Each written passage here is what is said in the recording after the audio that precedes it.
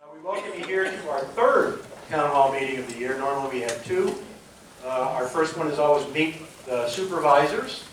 We had that, and then in June we had one on the management agent rebid. And this is our traditional one on the budget, having just completed the budget process.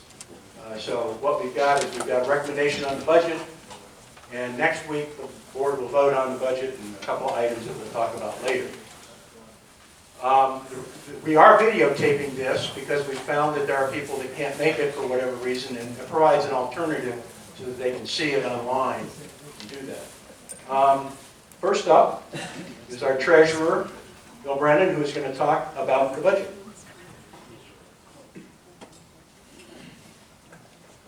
Thank you, Bob. I'm standing here. Can you all see the slide on the screen? Yep. Okay, good. Don't worry about it then. Jenny's supposed to ask, we have a position chalk mark here. We'll get it recorded. It's like TV. Yeah, it's like TV. All right, next slide. These are the people that made all the budget happen. As you might easily suspect, the Finance Committee, chaired by Rob, and Daphne is the Vice Chair. We had Don Lehman and Bob Merrill as the Capital Reserve Specialist. They took two of them to replace Hope. Anyway, they've done an outstanding job of updating it. I'll give you some examples later.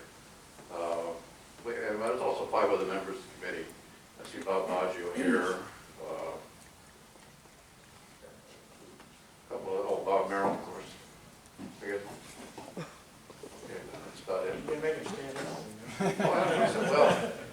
Well, Baggio won't be able to sit back down.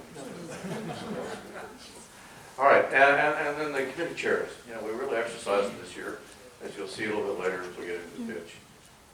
Especially the spending committees, security, finance, security, RPM, and facilities committee. So, and as usual, the management agent Sally, and then Ryan behind the scenes doing the groundwork, preparing everything for the committees and getting the quotes, getting the data together.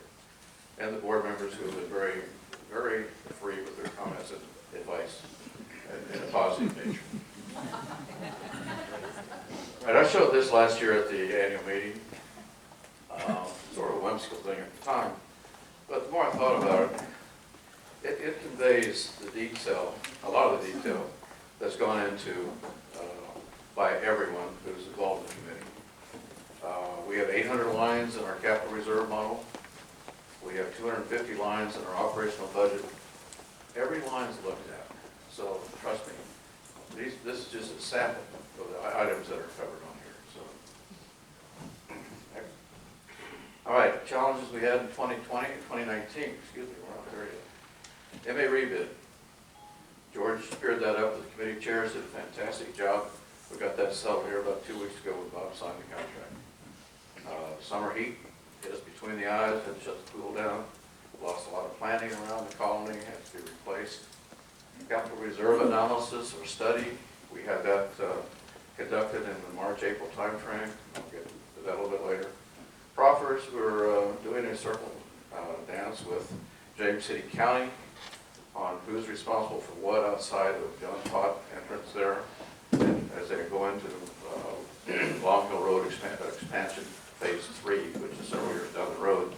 But there's a lot of finger pointing as to who is responsible for what. We're working with our legal team and the James City County Planning Commission to make sure we're all on the same page. And then the capital improvement program, and I'll address this later also, but we initiated that this year. Capital replacement reserve model, as I mentioned before, it's about a $24 million worth of assets in there. As an old Marine gunnery sergeant taught us years ago, if it moves, salute it. Well, if it doesn't move, it's in the capital reserve. So, $60 million over the next 30 years to maintain and replace our capital reserve items. So this is not an insignificant model. It's not an insignificant effort. It's something we all own that we have a responsibility to maintain. So, Property Owners Act requires that we do a study every 5 years, and we can do it ourselves. But given the magnitude of the model as it is defined, we go outside to get an outside opinion on it. Reserve advisors did it in 2014. We went out for bids again. Reserve advisors came in low bid, and using their experience, we decided that's who to go with. Like I said, they were here in March and April, did the studies, they provided the results in June, and they've been folded into our study this year. Now, to compliment Don Lehman and Bob Merrill and the work they've done on the capital reserve model, our model is totally in sync with the results from the reserve advisors. They were not, we were on board, we were together, it all married up. So we have a good model, it works, and we're going to keep it, we're going to keep pursuing it, funding it as we need. Revenue distribution for 2019, basically $6 million of revenue, capital reserve, 22% of it, or about 1.3 million, and then operations took the rest of it, about 4.7 million. So this is how it's split, and they're going to fuss at me, I almost left the podium. The interesting on the capital reserve model, RPM has most of the material side of it, and then facilities maintain everything here, constitutes the rest of it. On the operational budget, there's about $3 million of labor costs between security and RPM, and that's pretty consistent year to year, increases a little bit, and that includes salaries, taxes, group insurance, general insurance, etc., so forth, necessary to keep our army looking like it is and operating like it is. So, next. This is the budget that was approved going in to the year. We had a revenue before assessment increase, a little over $6 million. We ran the budget, came up with a deficit of $335,000 that we needed to fund in order to meet the requirements for 2019. We funded about half of it, roughly, through the assessment increase of 3.49%. The other remainder portion of it, 144,650 or 145 as we refer to it later, we use prior carryover cash, or what we consider deficit funding. So, but that balanced the budget. We wound up with $303,000 cash, operational cash, to cover us through the year. So how do we do? 19. This is projected into the year at this point. This was our revenue. We came in a little bit shy on the revenue, but RPM, security, and the ARC all came in below budget also. So whereas we funded $144,000 using the carryover funds, we only used $101,000 of it. So we've got $42,000 we did not use that was in the budget. We intend to keep that in our carryover for 2020. That's good performance by the management agent. End of the year cash, again, just to summarize, the $42,980 is added on to the $303 we already had. So we're carrying a balance now going into the beginning of the year of $346,000, of which 200 of it is earmarked as contingency, and 146 is sort of, I don't want to say, it's a buffer there. It's just to carry, the cost overruns for whatever. We squeezed the budget pretty tight this year, as you'll see. This 146 just to cover some of the tightness, and I'll explain that a little bit later. Okay, 2020, new process. Back in March and April, the Finance Committee began discussing an idea for this year called a balanced budget. Most of the board got full support and said, move forward, let's do it. So they ran the numbers, came up with everything. And in order to produce a balanced budget, we had to start with one. So what we did was go into the 2019 budget where it began. We removed the carryover cash, which was the deficit funding that I mentioned before, and removed a couple fixed cost items that didn't no longer apply. And we reduced the 2019 budget by over $200,000 as the starting point for 2020. So we had a $200,000 void, if you want to call it that, if we went year to year on the budget. So it makes room for many things we added, you'll see that in a few minutes. 2020. Glad you're here. Right. Next slide. Here's a problem, and this is what we're trying to avoid for the most part. It's happened in the past. We're in St. Andrews, going around the other north side by St. Andrews Village a couple years ago. Cave-ins in the road, having to dig the road up. We've got a problem that's be defined pretty good later on. We had a good article on the Talk of the Colony this month, excuse me. And we'll get the details later on that. But it's a problem that we have to face. Every year the board provides assumptions to the Finance Committee, and this year is no different. We elected to provide a salary increase to our employees, 2.25%. What we did, we split it sort of in the middle. We get 1.5% the first for 12 months, or the first 12 months. Then the second 12 months, we give an additional 1.5%. So beginning in July, they'll have a 3%. I'm getting confused here, 12 or 6, whatever. So anyway, at the end of the year, the last 6 months, the employees will have a 3% pay raise for the year. It nets out to 2.25%. Capital reserve, we directed the Finance Committee to use the results of the model to come up with a net contribution. Fuel costs are going to increase. We added a plus up there. And then the new twist this year, because of the pipes mostly, we asked the Finance Committee for 2 budgets. The first one was without the pipe solution that we're going to see later, excuse me. And the second one was putting money in the capital reserve for the next 10 years or so to pay for the pipe damage that we know about and see what that did to the budget. Well, to bring a quick conclusion to all that, the second one increased the budget more than we wanted to and did not solve the problems. So, okay, so what did we approve in 2020 during the process?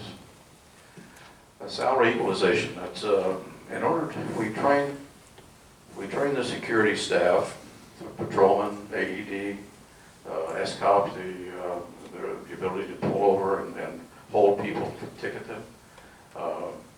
And then they leave and go get higher paid jobs outside. So in order to make us competitive with the market, we needed to bring the base pay up for the security people, and we have done that over the last 2 years. So in addition to the 3% pay raise they get for the last 6 months and 1.5% for the first 6, the security people will benefit from a 12% increase. $12,000 increase beginning of the year. It'll be spread out. Capital reserve, 2 security vehicles, as you might suspect. They wear out after 3 or 4 or 5 years driving 100 miles a day around the colony a couple times. So, 20 RPM. Landscape improvement. This is a landscaping design plan for 2020 to improve 4 or 5 specific areas around the colony with new plantings, making it more attractive, and to replace a lot of the old plantings that we lost during the heat last summer. Capital reserve, pipe replacement. I want to point that out. That's $190,000 we're carrying annually in the capital reserve for the next 10 years. That covers the remainder of the colony for the pipes, not the specific near-term issue we have with the high-density polyethylene pipes. So that's going to stay in there and support the work that's done later, that we identify later. Nature Trail, we're going to keep that open. A lot of discussion on that this year. We're going to put $10,000 towards that out of the capital reserve, and there's a self-help program. Our employees are doing a lot of the platforms in their spare time and aid, which is the north end of the CSB building, and saving us money and helping the system. We bought a track vehicle, we bought the tracks for a vehicle to get down into what I was told the other day was the swamp, to remove some of the bridges, and so part of the section is closed down right now. We have a track vehicle to get in and out to take the platforms and bridges and replace them. So, facilities, okay. Operational, The Westbury swimming tennis, the Westbury lifeguards, okay, that's a mouthful. Don't have any air conditioning over there. You got to take a break in during the summer. So their room was not air conditioned. The one that's just as you go in, it's right behind the podium area there. So we're going to put an air conditioner in for them this year. We found them sitting in the cars during the lunch break out there eating their sandwich with the car running so they could cool off a little bit. And we decided that we needed to fix that. Capital Reserve, 2 items there, the CIF, Capital Investment Fund, we'll cover those a little bit later, Pickleball Phase 2, and then the RV lots. The big one on there, of course, is swim and tennis pool resurfacing. Last time it was on was 10 years ago, but since then we've seen cracks appear throughout the surface of the pool, and that has to be fixed. Well, this is a good 50-year solution, we're told, and we're going to start early spring and have it done by the pool season. Interior refurbishment. We did this when I was on the facilities committee about 9 years ago, right, Charlie? And Naomi Replogle was in charge of it, did a fantastic job at the time with the funds we had available, but it's proven to be adequate only at this point. And in order to remain competitive with the market and to use this as a social function, to rent out, to provide income, we're going to dress it up and improve it. You'll see that happen over the winter and spring months. So we'll have more social events in here hopefully and increase our revenue. And I'll show you where that shows up later. Okay, next. Okay, the capital investment fund expenditures. Okay, this is the plan that we're executed with the fund. The end of the year, we started with 105,000 we funded last year in the budget. The end of this year we wound up with 47,000. In there we have the bocce ball court and that the work began over there here recently, and it should be finished by the end of the winter. Well, not the end of the winter, but like January or February. And that's over next for the tennis, volleyball, where the old volleyball court is in Westbury by the pavilion. So we did 4 design and engineering, what we call D&E programs. And the intent there is to get that under our belt, find out what the exact cost is for these programs. And then when they roll in on the plan, 8-year plan the facilities has, we'll have the opportunity to have more accurate data to fund them in the year that they're eligible for funding. The end of the year balance this year is 47,000. That's what we're projecting on that, which is a very comfortable balance. Okay, here, y'all have made my mark. This is going to be a noticeable effort, and I want to point out a few things on it. 2 years ago, we bought parcel B and parcel C. Here's the CSB building, here's the parking lot.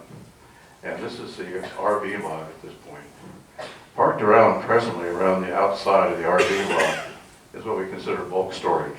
It's dirt, excavations, it's mulch, it's tree limbs, it's bulk storage. We're going to move that over here to parcel B along the road. Then the RV lot with the fence will be expanded out. And presently there's 57 lots in the RV lot for campers. We're going to expand that by 39. So it's 96 lots in there. Our revenue on those lots will increase proportionately. So it's sort of a win-win situation. We have 49 residents who have RVs waiting list to get in the lot. This will provide slots for 39 of those 49. So, pickleball phase 2. Over the last 3 or 4 years, we've been slowly but surely improving and making the pickleball courts legitimate. There's 6 courts they have out there now. There's 3 here, 3 here. This is the old tennis court nets that were up. These are temporary nets, and the placement of them is such that it's held up with stands and whatever. So we're going to replace those with permanent nets. And this, believe it or not, I know there's pickleball people in here, this makes them eligible for official competition with the community, so now we have official pickleball clubs. Okay. So we're moving ahead on that. Okay, what's the projections for 2020 out of the Capital Investment Fund? We start the year with the funding from the Capital Reserve model. We have parcel A, B, and C, which are funded from the Capital Reserve, plus the annual contribution. So we went with 134,000 cash in there. We have parcels A, B, and C. Then the expenditure on that, what I just explained, 76,000. Bottom line is, we'll end up at the end of 2020, the projection at this point about 32,000. So still a comfortable balance in there. Probably could use a little bit more, but this works out pretty good in fairness to the rest of the budget. Okay, here's the proposed assessment of revenue before the assessment. Again, before we took the increased revenue and added all that in we could. There's the expenses that were approved by the Finance Committee. Wound up with a deficit of $107,000, $566. Next slide. Okay, how do we fund that? We fund that with a 1.89% revenue assessment increase. So this year it would be $9 a quarter to cover that. The remaining deficit, zero. The use of prior year cash, zero. Increased cash here. Now we really tightened up the operational budget when we took that $200,000 out of it. A lot of line items were squeezed, reduced. At this point, we're sort of walking on eggshells in some of snow removal, storm damage. We don't know. Nobody knows. You can't tell me either. So we've got a cushion here of 346.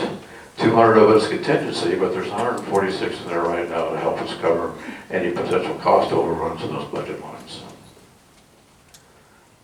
Quick breakdown. This is a pretty interesting slide, I think. Revenue comes from 92% of it comes from assessments. These are the other sources of operating: the construction impact fees, service fees. Service fees is security provided for road patrol for Marriott, for walking trail fees from the Marriott, a couple others. Interest income, obviously, miscellaneous income. This is the RV lot income. This is also the S&T rental income. So among others. Other committee income, that'd be Talk of the Colony, article profits that they make from the profits, which they do. This year, by the way, it's touched around $100,000. Of course, it's still offset by expenses, so we gotta be careful there. And gate cards, sale of gate cards. This represents over $500,000. The other operating, the other interest, the small stuff. As the finance chairman said during the process, all the little stuff adds up. It sure does. $500,000 is not insignificant. Okay, revenue distribution. We're about 6.258 again this year. Capital reserve and operations came up basically with the same split. No difference. Believe it or not, I went through and checked all the numbers. These numbers are all the same too. And again, security and labor picked up, and RPM picked up the security, the labor costs. So this is really not changed percentage-wise, even though the total numbers have changed. Okay, so this is just a quick comparison. Program deficits year to year, difference there. Last year we had carryover cash funding the deficit. This year we don't. So end of the year last year we had 303,000, and this year 346. So we're comfortable. We think we're in good shape heading into the year budget-wise. Next slide, please. There you go. Basically $9 a quarter. This is what covers the deficit that we end up 107,000. Last slide. Okay. Details for pipe funding. Now, as I mentioned earlier, the pipes made the decision that the pipes would be funded outside of the normal budget, and then will be. So Bob and Ray are going to cover that pretty well. But the first big chunk of money that becomes available from these funds will be to fix the critical items, the critical areas to avoid the cave-ins. And the second item will be to conduct the remaining pipe inspections. And the capital reserve will maintain the $190,000 that they're maintain to maintain the normal pipe repairs that show up during the year. So, okay, that's it. Questions? And I will ask politely if you just defer the pipe questions until Ray gets finished, even though I'd be glad to answer anything here on the budget that you saw. First, I'd like to thank you for all the hard work. I know that's a difficult job. In setting any budget, it's a question of priorities. And in the budget, you presented some nice wannabe want-to-haves, like refurbishing the swim and tennis, the bocce ball courts, the pickleball nets, which are more than adequate. I happen to play pickleball, so I know. Those are all nice to haves, but the pipes aren't.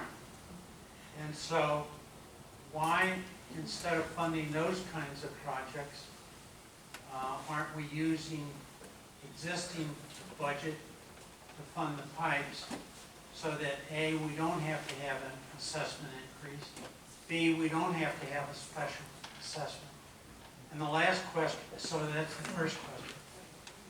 Second question is, you mentioned that you squeeze department budgets. My question would be, how are you reducing the cost around the entire operation? Things like not blowing the leaves 3 times a week off the roadway. Things like not putting in the most expensive shoulder repair that I can imagine. Things like tearing out shrubs and putting in new ones. So 2 questions. One, why can't we defer the nice-to-have portions of the budget? And 2, what are you doing to reduce costs, not contain costs, but reduce costs? Those are both fair questions, and you'll just have to trust me, they were the same questions we ask ourselves during the process. The nice-to-haves don't add up to very much at all, total-wide, and a couple $100,000. Well, that's true, but we're talking about a $1.2 million pipe problem. Well, so now it's $1 million if you take out the nice-to-have. Right. So going back to the fact that we are looking for a balance between, to answer your second question, the homeowner value is still the highest priority we have. And maintaining the appearance of Ford's Colony for the new homeowners that come in to sell behind your house and to maintain your property which you own is still a very high priority for all of us on the board. When And I the bought my finance- house, I wasn't worried about how many leaves were on the roadway. I wasn't worried about whether there was a tire track on each shoulder of the road. Those kinds of things. Some of us will. Well, that may be. And I guess it's a question of priorities. And I put the priority with drainage and sewers. Well, the only thing I can tell you on the priorities is there wasn't anything we did not look at. And there's a lot of things we did not fund. But that doesn't answer the question. Well, okay, I'll answer your question. The reason we have the what we call delineators along the side of the road, because we don't have those, the road caves in. And then we have to replace the entire road. So it's a lot easier to spend $30,000 to put a bunch of rocks along the road with the cement base that hold the road intact. So the heavy vehicles like the dump trucks, the trash trucks, the school buses don't cave the edge of the road in. If those edges are not there, you see them on the highways where the highways start picking off the edges. Well, we pay for that. We do It's a- rumble strip work just as well? Along the edge of the road, Yeah. No. Let me interject. In any budget, just as you point out, it's a balance. It's a balance between this and that. We've gone through the same thing. The board, the finance committee and the board, all the committees come in, we need to have what is, rank your projects, rank your needs as must-have, what do we call it? Necessary, critical, necessary, desirable. We haven't funded any desirables. We funded very few necessaries, as I believe, mostly critical. So the road deal, it's not the road delineators, but it's what you call it the rumble strip. That's what that is. That's a rumble strip to do two things. The main purpose is to keep the edge of the roadway, because what we found is that the water intrudes into the subgrade and you lose big portions of the edge of the road. We tried other methods that were less expensive. One was to use some sort of a grid. I think they had a Eco block. yeah, a geogrid, and then we spread seed in it and all that. That didn't work in these heavily trafficked areas where people continually, for whatever reason, and yes, it's most of the trailers and the big trucks and everything, go off the road. So they came up with an alternative, and it's over a period of time. We're not doing it everywhere. They're trying to hit all the critical areas, and I think this will be the third year of this program going in there. And we found, and most people realize, this is a good thing, because we're not putting something in that gets destroyed, we got to put it in again and put it again. This has worked, and I think, for me personally, I think it's a great idea. It does two things. Saves the road, primary is the purpose. The other thing, the people that are off the road know it. When you go off and you hit that thing, you know, by the way, you're off the road, get back. So that's a good thing. As far as the other amenities, it's always a balance. We are a gated community, we're a community of amenities. When we looked at the customer survey, we did a resident survey, that came back. That's the big thing. The biggest thing on the customer survey that everybody supported, like with 80-some-odd%, was the look of Forge County. That's why we moved here. We don't want to lose the look.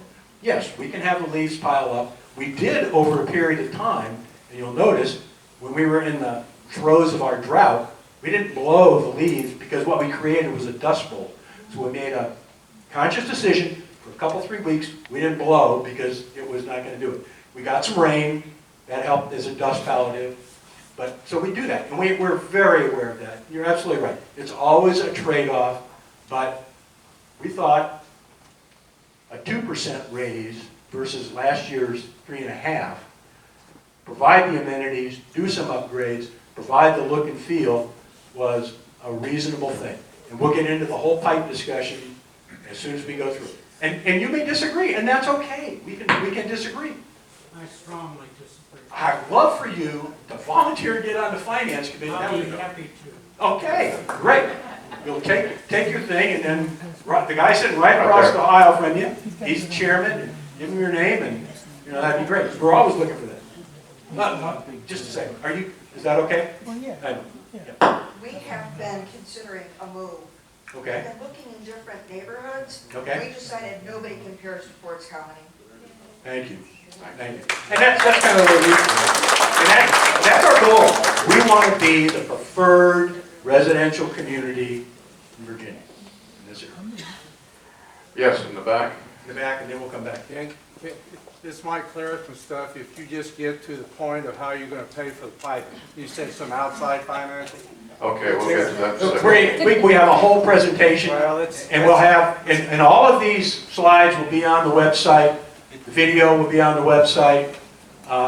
We had some Q&As that we prepared, but I wanted to hold off on those so we could understand what the questions are tonight, so we can answer those, because those need to be answered too.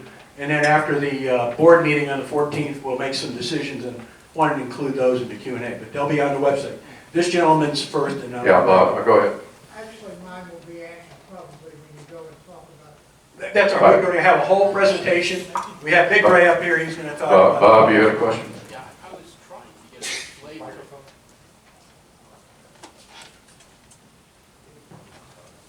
Yeah, I was trying to get a feel, when you were talking about the capital reserve, and you said you had your model, and you had it checked over by some group, and they liked it.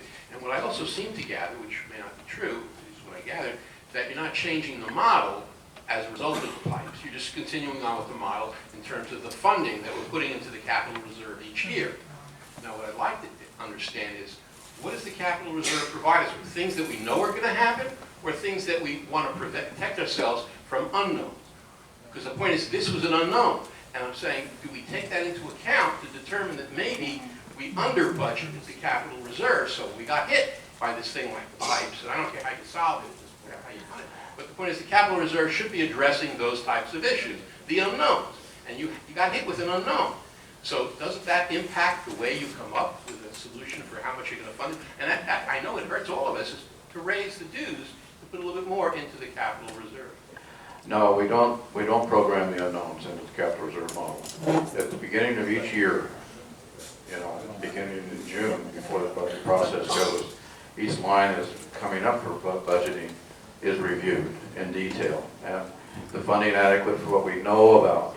The RPM committee and the facilities committee both go around and they inspect all the facilities that we have. The RPM goes through and inspects all the roads. They walk the roads that are coming up. So we can't predict the unknown, and we don't want to budget for it and make the capital reserve model a bank. The idea is that it's funding, it covers the knowns that we have, and the knowns are adjusted as best we know on the data we have available each year. I'm just going to interject here. My simplistic view of the capital reserve model is that we have 24 million or whatever the number was that you had of assets. The capital reserve model projects over 30 years and says, how can you get enough money in reserve to cover the replacement of your assets? That's what it does. Some assets have a 5-year life, so that means every 5 years you're replacing that asset. Some assets have a 10-year life, 20-year life, 30-year life. And that's what they go through the calculation and actually comes up with what Bill talks about as the net contribution to the capital reserve every year. And there's a legal requirement, is there not, that Property Owners Act, that we have to have a reserve to cover our things. That's what that does.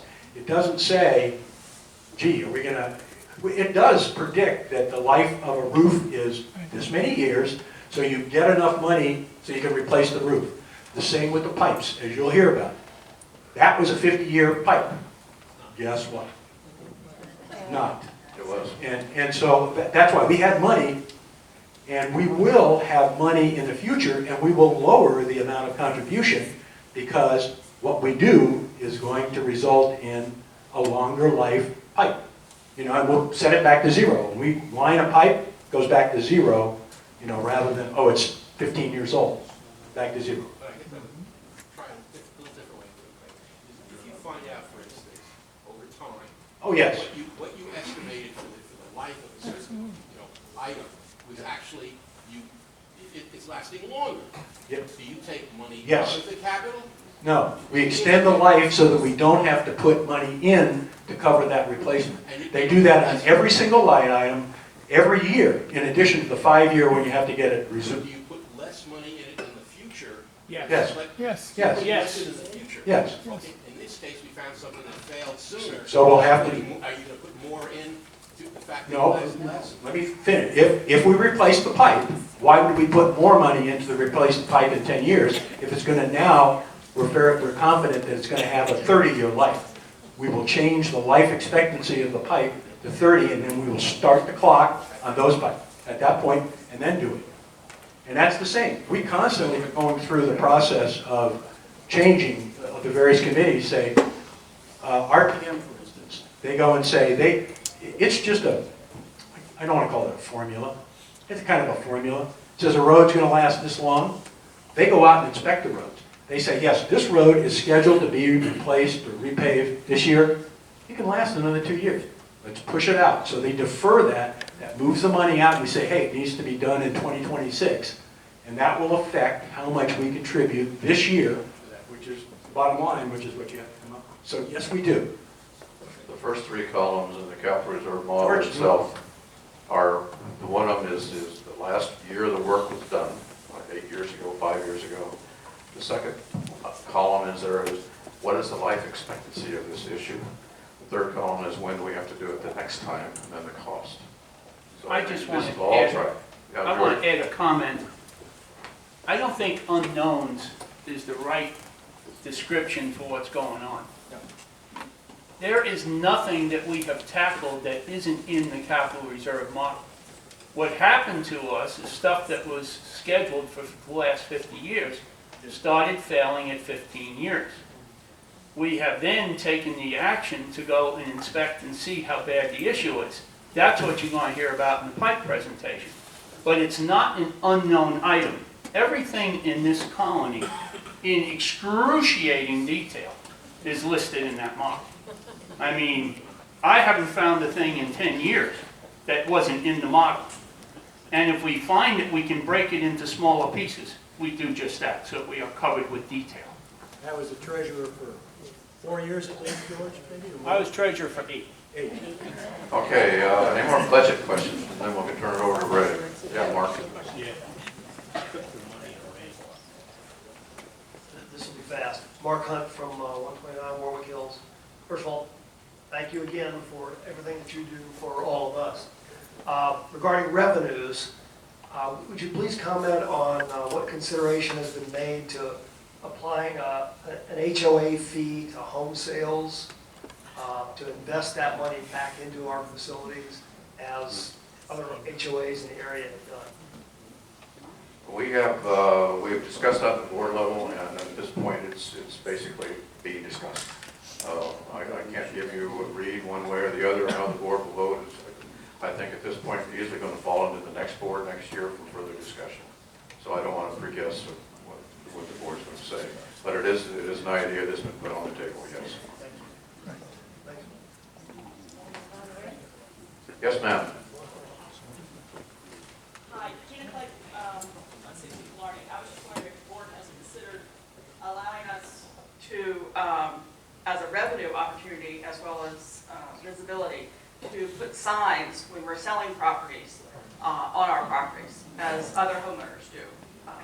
You know, tactile conservative signs. We have to change the amended declarations, and that requires a 2/3 vote of the residents.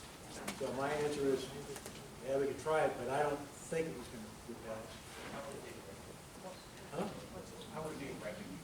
I don't know that it is Unless we sold the signs. All right, any more budget questions? Okay, let's bring Ray up here, and that's probably why most of you are here anyway, so I'm glad you saved all your... asking questions for me. Hey, come on.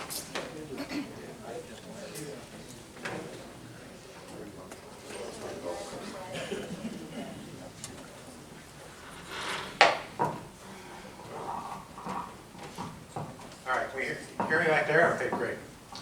A year ago, before I decided to run for the board, decision which I think about almost every day now,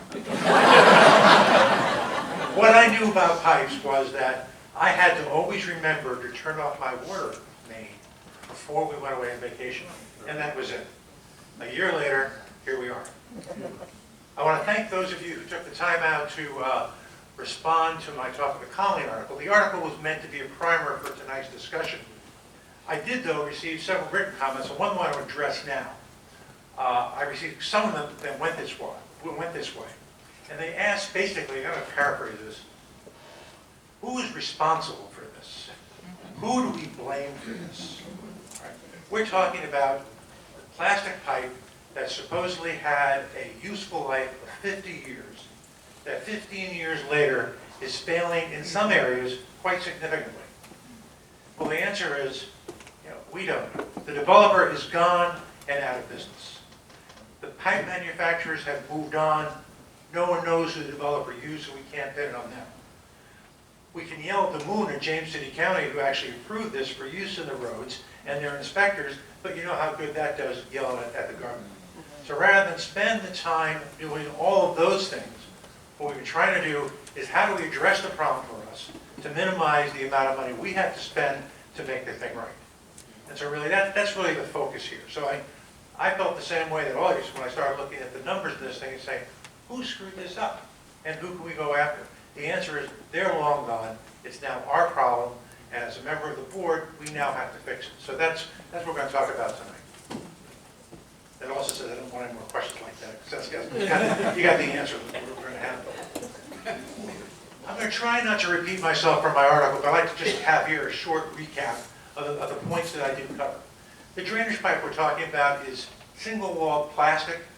It is installed throughout the colony, notably in the communities that have roadway gutters and drains. But not only there, because not only do the pipes go under the ground and take that drain water that collects through those drains, it also is pipe that takes it out to the point where we discharge the water when it's done. So we have, throughout the colony, 9.6 miles of pipe that's either under the roadway or through the greenway. I mentioned in my article, and it's up there again, the recap, when we started noticing the failures in 2018, the board authorized the managing agent and roads and project management committee to go ahead and get out there and take a look at a representative sampling of all our sections to try and give us a better picture of the condition of the pipes. The managing agent was able to secure funding for part of this from James City County through grants. We took that grant money and our money, and we managed to inspect roughly 41% of the total number of pipes. And while the majority of the pipes look good, we did have about 1.1 miles of pipe that was damaged that either needed replaced or repaired. The managing agent and the committee put together a work plan that basically laid out how we can fix the problem over a certain period of time, and that was presented to the board. Next slide. This is a graphical analysis, if you will, of what the committee went through in trying to lay out the problem. So you'll see we inspected roughly, those feet, by the way, translate about 3.9 miles of pipe. 2.8 miles of it came through in fair and good condition. Now that really means is the pipe was of the condition that you would normally expect to have on the age for which it is. So a 15-year pipe, well, it looked like a 15-year-old pipe, and it was fine. But it left us with 1.1 miles of pipe that was damaged. Now looking at the damage, we really have two choices here. Either replace it or repair it. You can see from the chart, we've chosen to look at repairing, and repairing is really about 70-something% of the total can be repaired by lining. Let me describe what lining is. Pipe that is not completely broken, it's not fully damaged. Lining that we have looked at and is being analyzed, if you take something that looks like a fire hose, a collapsed canvas hose, which is flat, and it's impregnated with an epoxy resin, it's actually refrigerated. Then you snake that through the pipe from the beginning of the pipe section through to the end. Once that's completed, you apply heat, and the pipe, or the resin, expands to form essentially a pipe within the pipe. What is the diameter of the pipe? 8 inches? Majority are less than 12. Majority less than 12. And you can see it's thick, it's hard, and it forms a pipe within a pipe. Now we can do that everywhere that we could get that flat hose-like thing snaked through. If the pipe is too far crushed or has been broken where there are jagged edges and you can't drive a snake through it, we can't line that. And then we have to actually dig it up and replace it. After this presentation, when we post the presentations thing to the website, we'll also post some links to different manufacturers who demonstrate sort of how the process works. If you're interested in watching a hose go through pipes and expand, go ahead and link on those websites and you'll see what I mean.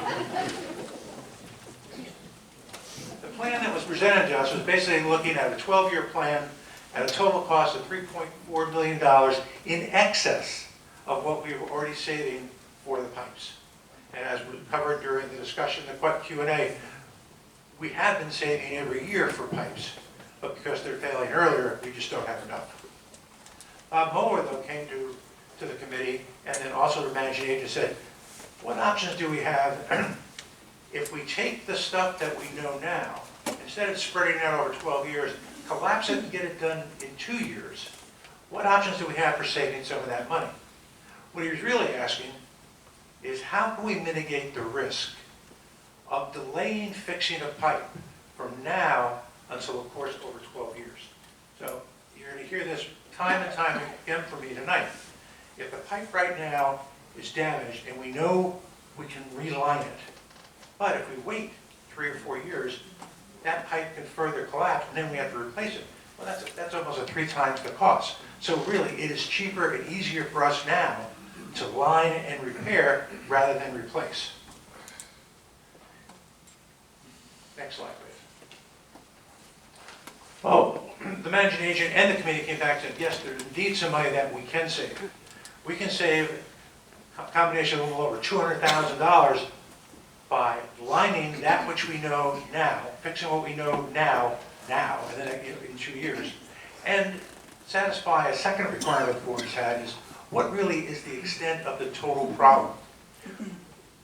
We can estimate, and in my article I gave you the estimate number of feet that based upon this percentage of pipe being inspected and this percentage of pipe being bad, extrapolated over the course of all the pipe, what number we were looking at. But that's just a mathematical exercise. That tells us nothing when you go ahead and you start looking at the ground. We want to go ahead and get out there now, run the video inspections. That's by putting a robot and he goes crawling through the pipes, takes a video, and then engineers survey that video and make their determination. We want to get that done in the next 2 years. And we can save money by doing that in bulk. Can I get those questions to the end? Can you hold that, please? Yes? No? Okay. So there's money that we can save. And we certainly can, moving on to the next slide, we can certainly minimize our risk. Front loading, getting this stuff done within 2 years reduces that further deterioration that we're worried about. And lining is cheaper than replacing. As you see here, lining costs us $85 a linear foot versus $325 if we have to dig the pipe out. That $85 is also a non-discount amount. And if we do everything front load into those 2 years, we can get that $85 down to $70. If we do the inspections all at once, we can save an additional 15 cents a linear foot on the robot alone. So doing things now, front loading over 2 years, saves us money, eliminates the risk that we have for further deterioration, and at the end gives us a complete a complete knowledge of what the status of all the pipes are. Next slide, please. So in summary, we're faced with a $3.4 million problem looking over 12 years. We're looking for $1.22 million front-loaded in years 1 and 2 to finish our inspections and to repair those items which you know now need to be repaired. And why? Because lining and repairing the pipe is cheaper than further deterioration and digging up. We can save money by doing it all in bulk. And finally, we get our video inspections done of the entire pipe system, and we know exactly where we are. The final slide I have here is just give you a view of the money that we're asking to spend. This tells you how it's going to be spent and the order it's going to be spent, how much money. The only thing I would comment, and everybody can look and read the numbers as well as I have them up there, is we do have an opportunity, and the managing agent has filed for additional James City County grants against some of these costs. We don't know now yet whether the grants will be approved and for how much. When we get, it's usually late in the year, beginning of next year. When we get that number, we'll certainly share it, and it'll go against the bottom here of the total cost. So, that's pipes. Now I'll leave the money of how it's going to be paid for. So we don't get time. Let me answer the question. First question's over here, sir. I have a little experience in pipeline repair and oil fields. And my son is an expert in pigging and what you're talking about. Also in obtaining grants to do this sort of thing. My first question would be, how are these pipes failing? Are they corroding, eroding, or are they being crushed? All right, so first of all, they're plastic pipes, so we're not experiencing corrosion. We are experiencing deflection where they're being crushed, and in cases, actual physical breakage. So that's a function of the construction, not so much the pipe. It's a function of both.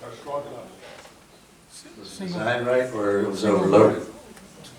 Ray, talk about the single versus the double. Yes. Talk about the single wall versus the double wall experience. The double wall pipe, which is today the current standard, is essentially almost twice as much plastic with almost a barrier, not a barrier, but what do you call it, spacing between them, so the outer shell may take the first hit, if you will, from deflection, and the inner shell remains solid. Pipe. I'm sorry? It's a guarded pipe, a pipe within a pipe with deflection. Thank you. But the issue is with the double wall, we're seeing no issues. Where we have We've looked double at wall some. now, we have not seen any issue. Not seeing an issue. Yeah, basically, when this was installed, I believe in the 90s, was it not? 98 to 3. Yeah. When this was installed, that was a standard. James City, not many houses were here at that time. This was developer putting in. James City County approved that for the use, approved the single wall HDPE pipe, and then inspected the installation and everything of the pipe. Now the standard, like Ray mentioned, is a double wall. You don't use a single wall because there are other communities. We're not the only ones that's experienced the same problem. So yes, we could, as Ray mentioned, we could go try and find who we're going to blame. But while we're trying to find who we're going to blame, we get more deterioration, we get more failure. We're still going to have to, at some point, pay for it. Is there a, like, this pipe would be okay, this pipe would fail, is there a pattern of which ones fail compared to which ones haven't? Yeah, I haven't seen a pattern. I can ask the committee. No, hasn't been a pattern. Has Okay, question. Yes, sir. has a professional failure analysis ever been done on the pipe failures? The Rosen Project Management Committee is a number of engineers, and we have Ryan Lee, who actually headed the operation, so I'm not sure how to answer your question. It sounds like you have. The second question is, after this is replaced, who's responsible in case it should fail in 5 years or 10 years? Well, once again, we'll use, as we had in one of the slides, we've been looking at nationwide contractors, and those contractors warranty their work. That's How long? How long? I don't have that in front of me. That'll be part of the evaluation when you choose a contractor. Because they have different methods to do it, some have, and each one comes with a cost, and we'll evaluate it. But we will know, because we'll record it in stone if necessary, who the contractor was that built it, who the manufacturer was. And then we just hope they don't go out of business. That's a good point. We haven't gone to bid. We've gathered this information from talking to contractors and getting, high-level pricing from them. But we're not in a position yet because we haven't yet passed the funding to go out to bid and even to the point of contractor and what the pipe looks like and things like that. So we haven't done that. And we have, in that, the certification of the warranty and how do we make the useful life, how long is a new useful life, and things like that. There is an engineer on the RPM committee who brought in samples of the glove and how it looked hard. And his statement made during one of the committee meetings was that when that is put into the pipe, it will be stronger than a concrete pipe would be, and that it will last for more than 50 years. It's better than a concrete pipe because it has no joints. It has no joints, so there's no places to deteriorate, and that it should last us for a long period of time based on his knowledge of having worked with it. So that's where we're getting the pitches now, but obviously it comes down to the warranty and the contracts when we go out to bid, and we haven't done that.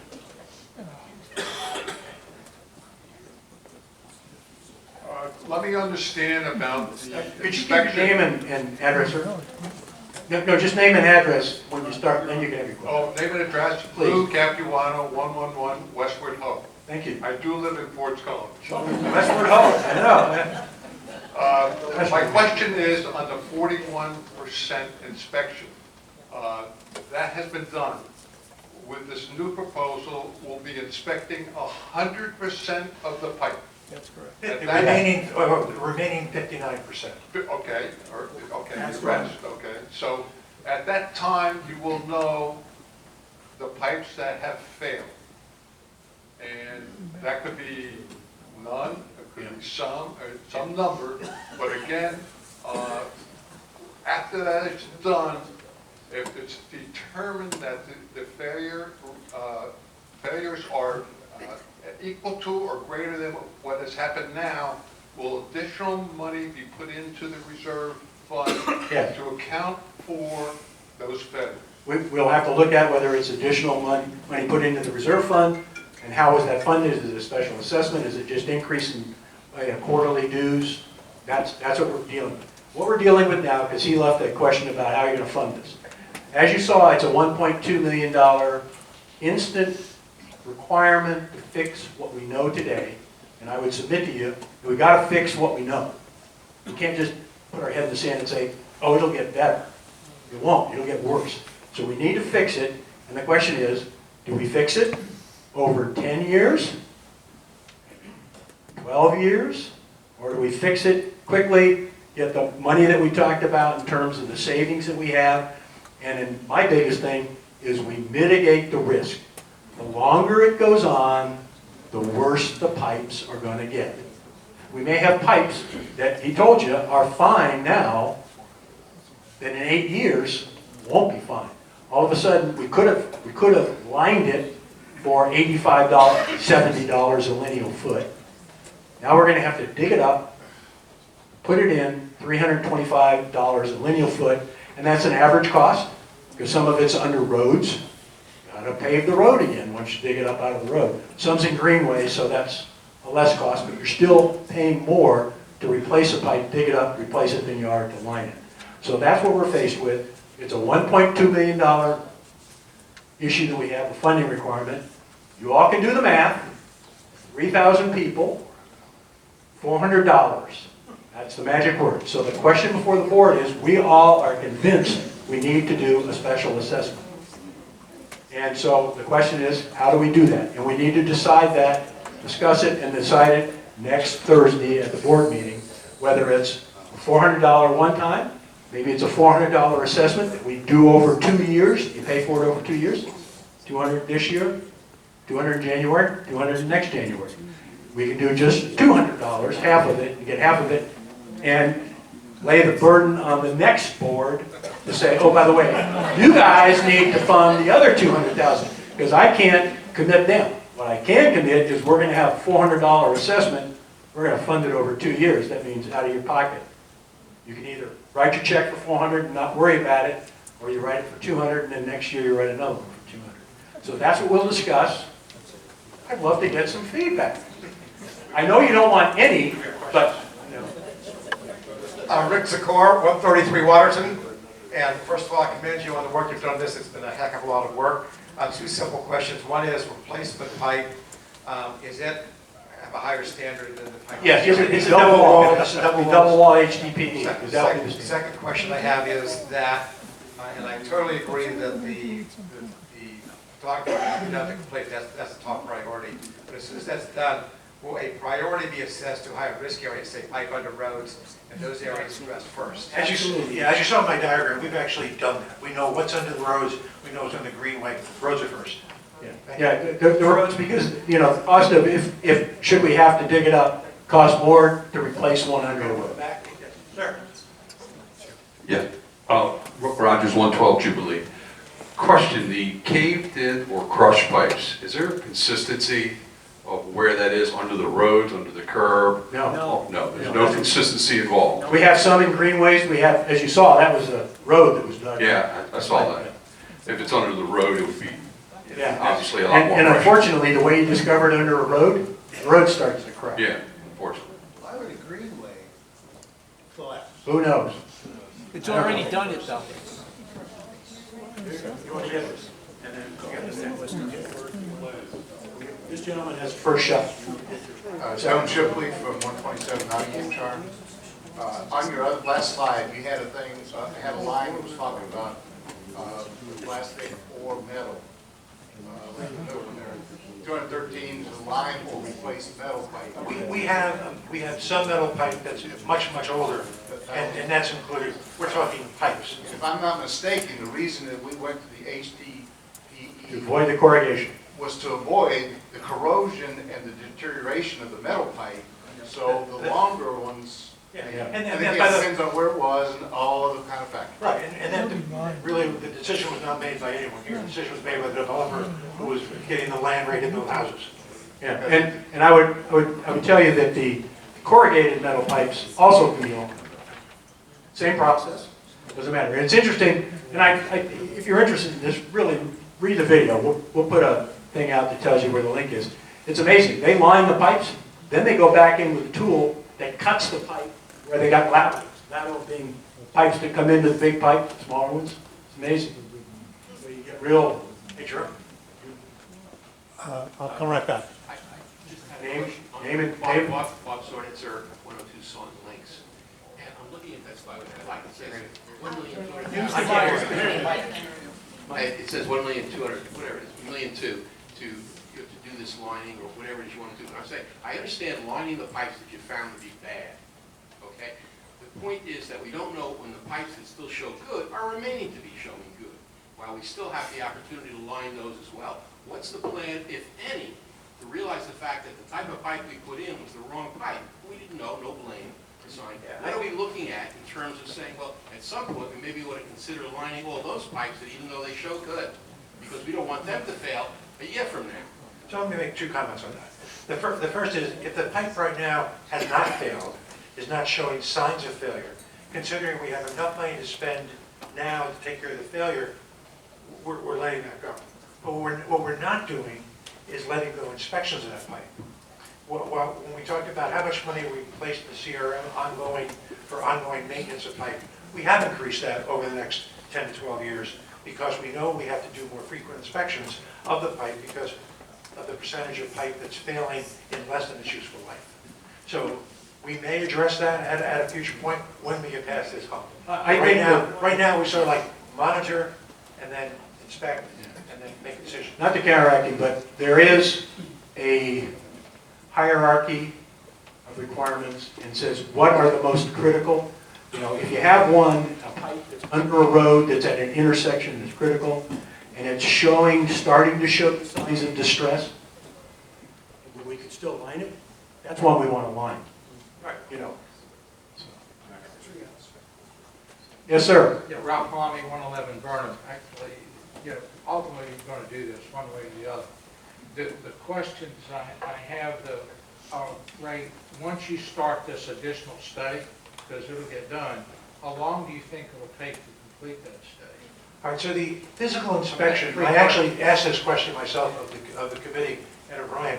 The physical inspection, running the robot through underneath, will take somewhere around 8 weeks. But then actually the long part, the length comes in, because what that robot's done is videoed, right? It's videoed 5.9 miles of pipe. So now engineers have to sit down and as that video plays across the screen, go ahead and mark it and determine what its condition is. That could take another several months. If we look at our most recent example, we started the inspection that I'm referring to here, that we did 41%. We started that inspection February-ish, March, and we got the results in July. So I would say, in my mind, that's probably what I'm thinking is going to happen.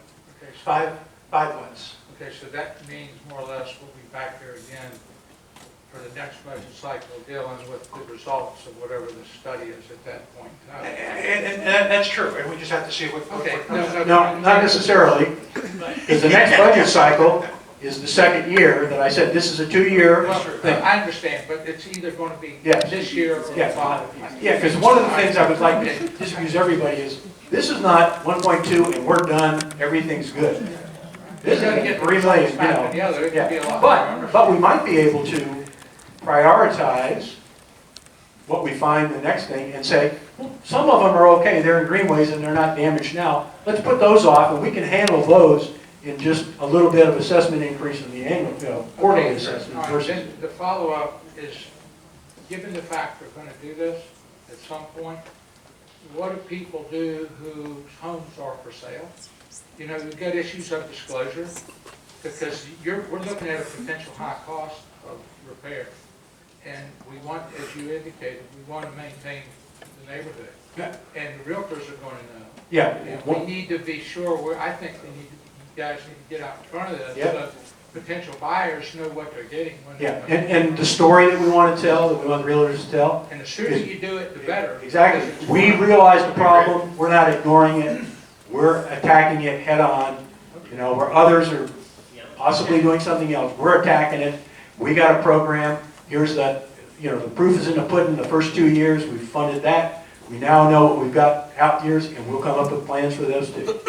Okay, then the final question is, once you start to work, being, I guess, Southport is going to be the first place you go, how long can people, wherever you're going, how long can one expect it to take? Because it's going to disrupt some of the neighborhoods while they're doing all this. So The I plan think is, the people plan want to is, know what they're up against. each section is going to be different depending on what actually we're doing in each section. So as we go into a section, we'll notify all the residents of what's going to be done there and what they can expect in terms of disruption. It may be a little, it may be a lot depending on, so it's really depending. The thing we'd like to do is line every pipe if we could, because there is no disruption. You can drive over the road, all they're doing is one side running the pig down, putting the epoxy coating in and done. The disruption comes in when we have to tear up a road. And then we'll have to deal with each one of those one at a time, just like we did when we had the rejuvenation or when we have road paving, we have anything else. We'll have to deal with it. We will always have a way to get in and out of your house, you know, and get around the colony. But if we don't do this and there's a cave-in, we can't guarantee that. Yeah, yeah. What the point was made that, yeah, if we don't do this, we have a cave-in, then we can't guarantee that, no, some section might not get cut off because we've lost the whole road. But my name is Greg Shaw. I live at 109 Balmoral, 24-year residence. I'm here today, not because I need any more work. I got more work I know how to get done. But this is what I do. I used to install that stuff right there. You can put your foot on it and crush it. It's about a 20-year product. I ripped more of the stuff that I put in 20 years ago than you can imagine. Which product? That product right there. The old no, he's talking to you epoxy. He's selling a different product. There's a difference between a resin and epoxy, but that's how I used to sell it. I called it epoxy. Anyway, what I'm trying to say is we are our own worst enemies. I work at HRSD almost exclusively. They grow bugs. They grow bugs in there that, guess what, eat the plastic, eat the toilet paper, eat everything. It's gotten into our HDPE. Everybody says they don't know what's going on. It's us. We created it. So now we're creating linings that can protect it. But once the pipe's gone, you can't do that. It's got to have the integrity of the pipe. There's very few products like this. This is called Warren Epoxy. The reason I sponsor it is because it is aquatic safe. None of those are. They are not aquatic safe. You can look at any label on them. They are not. HRSD trained me. They sent me to Massachusetts to bring this to the area. I'm doing work for James City County right now. Danny Poe and the Service Authority, I'm doing a lot of work here. I do a lot of work for HRSD. I do entities all the way down. One of my companies is in Chesapeake, Hampton Roads Mechanical. We are currently on 11 Navy bases lining pipes.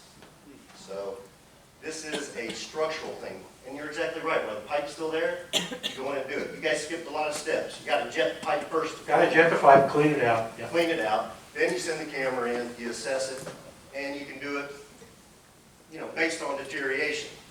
But that product there is a 20-year product. So I heard 30 years, I heard hard as concrete. I just want to say that's not real. That's not real. Yep, and I understand, and every company has their own things, and we'll put it out for bid. Aquatic safe. Well, that's right. But we'll put it out for bid.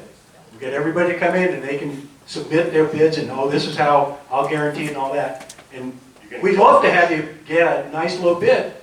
We're ready to sign. Not I.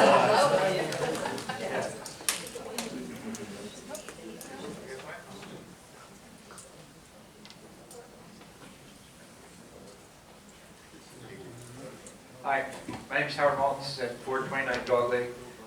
As far as the process of determining which contractor you're going to get and what product, what type of experience do we have on our board that will be able to determine the accuracy of the claims of the different companies? It won't be the board. It'll be the committee. We have registered professional engineers on the committee. We have a consultant, AES, who's a registered professional engineer. They'll come up with their criteria for how they want to evaluate it, and it's price and other factors, one of which would be, what's the warranty, and is it worth paying $42 million more to get 10 more years of warranty? That's an evaluation they have to do. I don't know. Okay, but bottom line is there are going to be knowledgeable people. Yes. Trained Yeah. engineers. I did 32 years in the Navy as a Navy civil engineer, and I wrote and evaluated more contracts than I care to remember. That's all I did. Thank you. But I'm not gonna be involved. So I got them. Ken Ruskowski, 105 Windstar. You mentioned something about getting grant money from the county. Have we looked into seeing if there's money available at the state or federal level? I think we have, but I can't ascertain that. I know that when we sat down and talked about grants, what was repeated back to us, we have filed for James City County. Have we looked at it?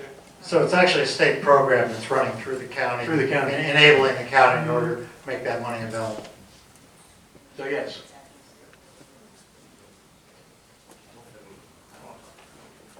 Wait for, she's coming over, Phil.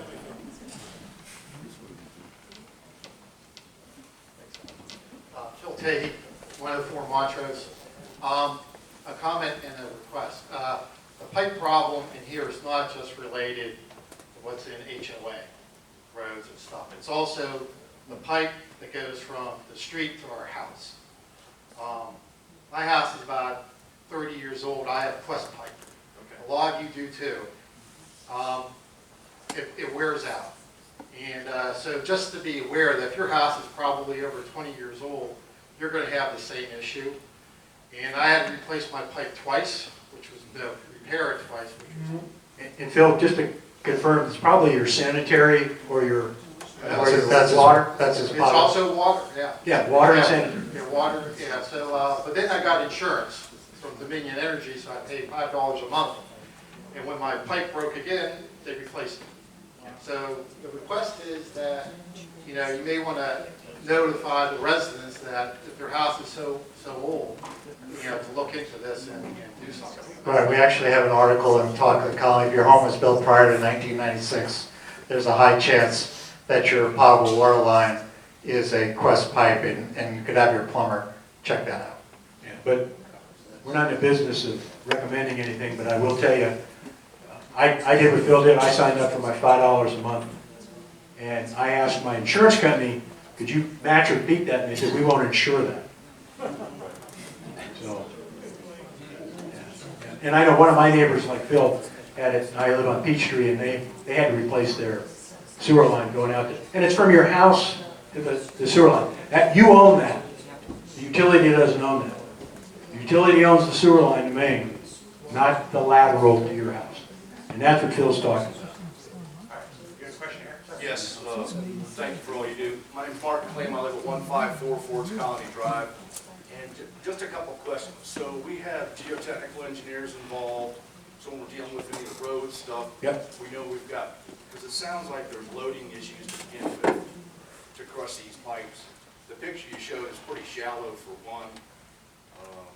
So I guess I was looking for some assurance that we have the proper people Yes. looking at, like geotechnical engineers. Yes. Who does the inspection work?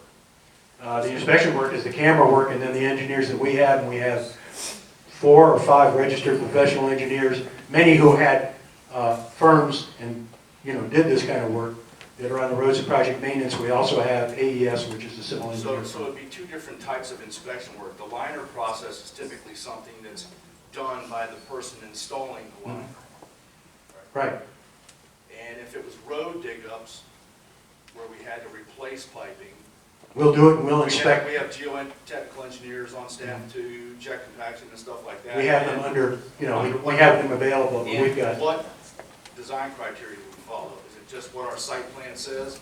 Or do we operate under like VDOT standards? We build to those? How do we operate there? There's current county standards that have to be maintained when you replace, even if you replace pipe.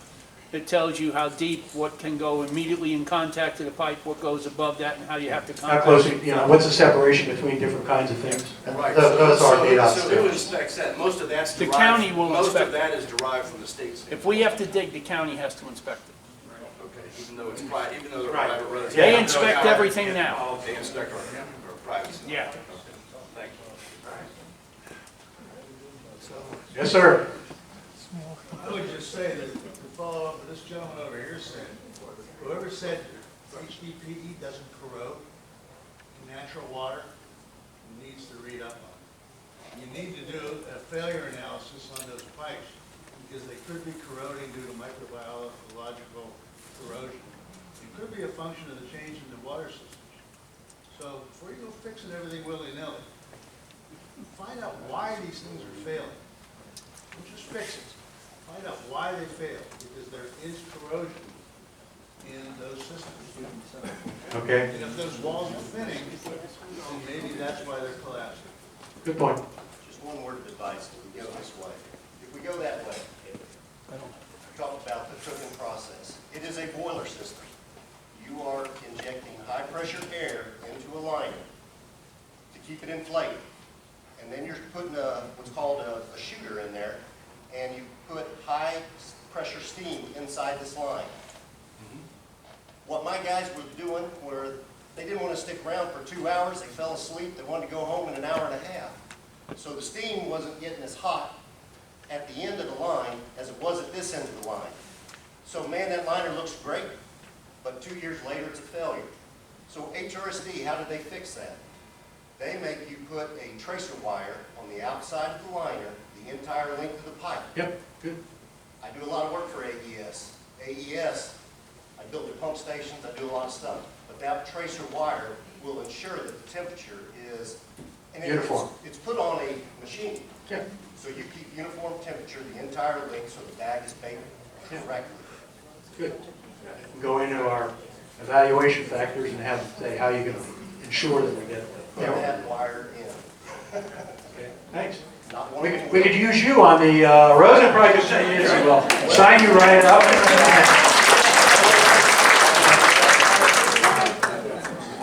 Oh, we'll find time. You can work at night.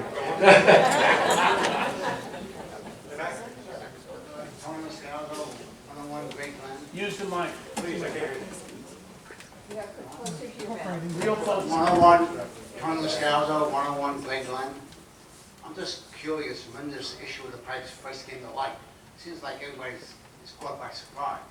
Did you just find out like yesterday and pipe broke? 2018. 2018? 2018. Then we videoed to find out why. And that's when we discovered that we had some problems. Okay, thank It you. was the end of 2018. Just, My name is Steve from 433 Dudley. Did I understand you correctly saying that if we did it now, that it would cost about $400 per unit assessment? assessment? Yeah, that's to pay for the 1.2. Just 3,000 people, divide 1.2. I think it comes out to 400. You want feedback? Yes. I'm for it. Thank you.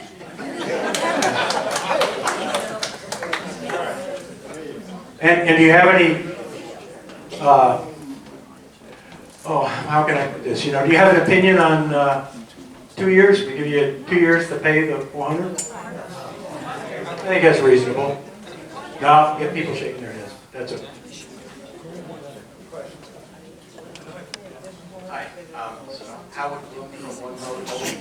A little bit of a chicken and the egg question. The number that you just came up with, 1.2 million, with all those savings and all those money, unless I'm misunderstanding something, it still sounds like those numbers haven't been finalized yet, whether it's... No.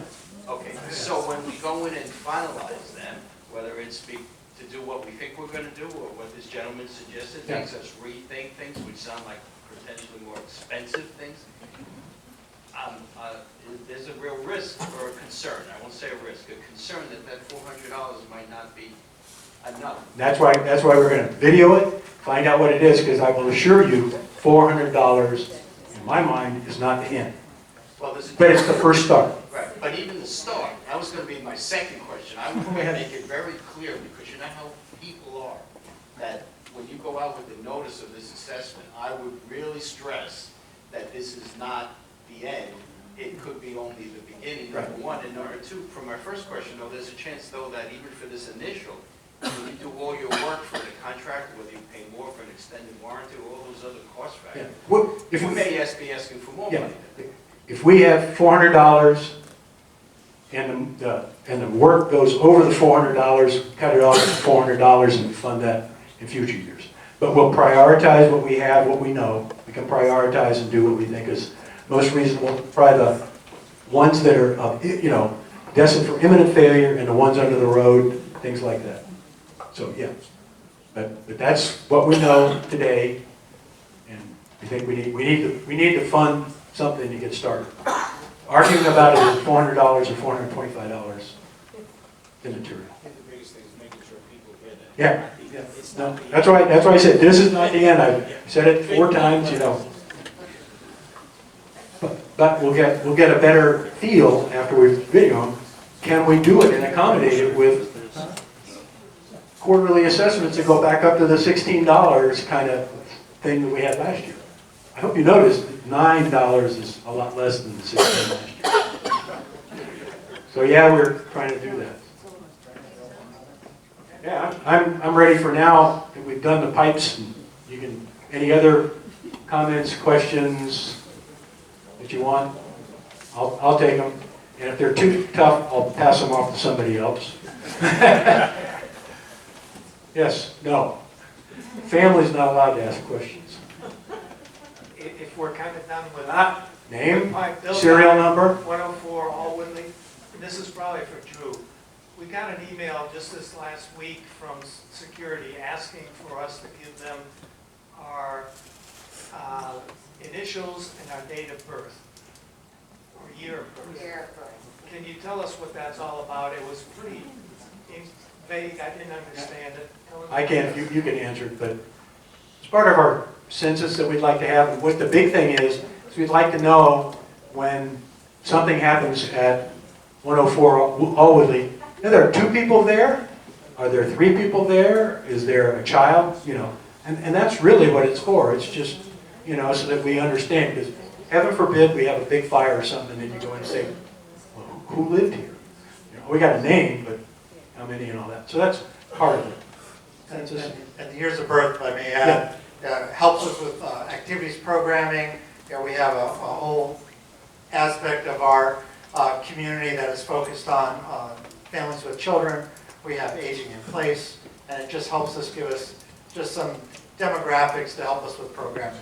But so security response, emergency response, and programming is what it's all about. We just, most folks have found that not to be too intrusive and understand what we're trying to do. Anybody else?